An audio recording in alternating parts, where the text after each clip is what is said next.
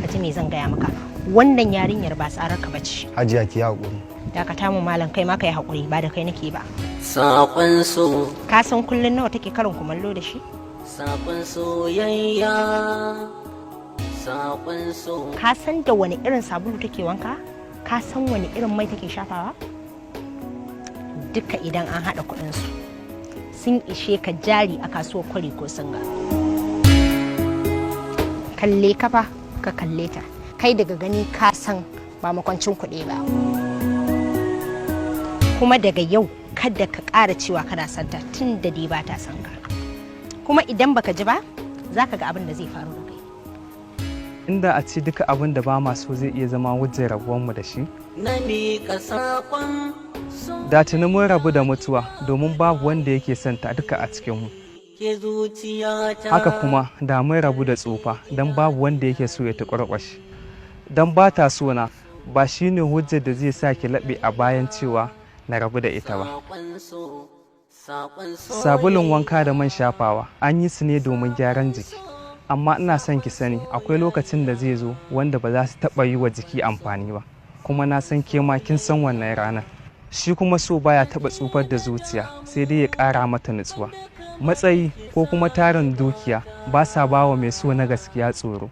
Idan muna son mutum za mu so shi, ko da a ce a bola yake kwana idan jininmu ya haɗu da shi za mu miƙa masa kanmu. Saƙon so, saƙon soyayya. Shin dan na ce ina son ta laifi ne? Wacce hukuma ce ta ce kada talaka ya so mai arziki? Ita igiyar so daga sama ake haɗa ta. Duk sanda wani ya ce yana son ka to ka gode wa Allah saboda kowa so yake a so shi. Kuma in dai ba ta son a so ta to ta goge zanen kyan halittar da yake fuskarta. Kuma ta fita daga jerin halittar ɗan adam. Ibani masauki cikin zuciya komai ruwa da iska. Ta koma aljana ko kuma wata mummunan halittar da zai samu guje ta.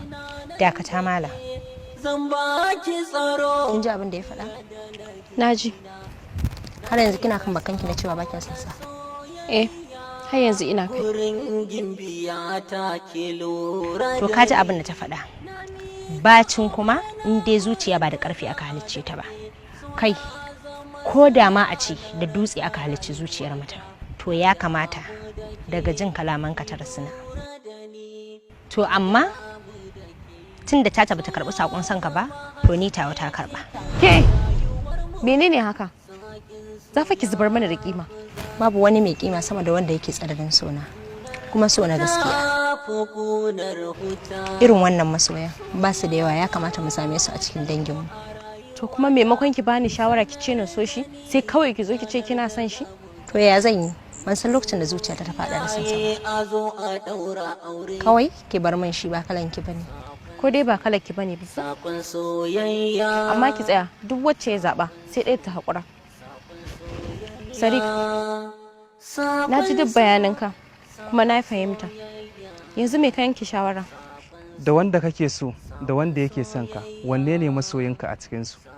Wanda yake son ka shine masoyinka.